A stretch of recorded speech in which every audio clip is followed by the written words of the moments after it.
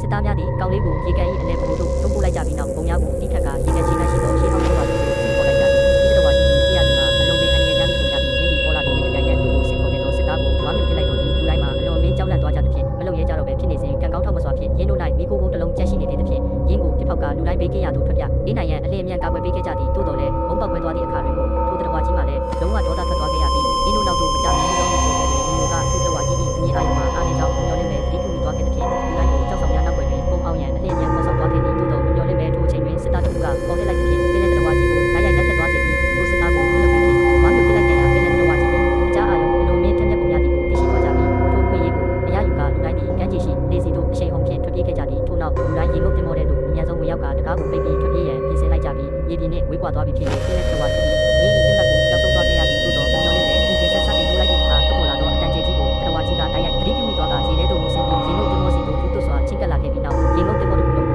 တိုက်ရိုက်ပတ်ချလဲပြပတ်လိုက်သဖြင့်တင်မောခန်းမှာတပတ်အပြည့်လဲထွက်သွားခဲ့သည်ထိုအခါညီမိုကအလံထွက်ပဲတက်ကျော်သွားနိုင်ရန်နှင့်ပင်လယ်တော်ဝါကြီးစိတ်ဝင်စားမှုဆုံးရှုံးပြီးထွက်ခွာသွားစေရန်ပြင်ကျဆက်ကိုပိတ်ပစ်ဖို့အမိန့်ပေးလိုက်တော့လဲရင်းတို့မမျှော်လင့်ထားသောအရာမှာထိုငါရှင်ကြီးသည်ရေငုပ်တင်မောကိုရစ်ပတ်ထားစဉ်အင်းဤခန္ဓာကိုယ်မှကိုအားမြင့်လျက်စီးကြောင်းများထွက်ပေါ်လာခြင်းဖြစ်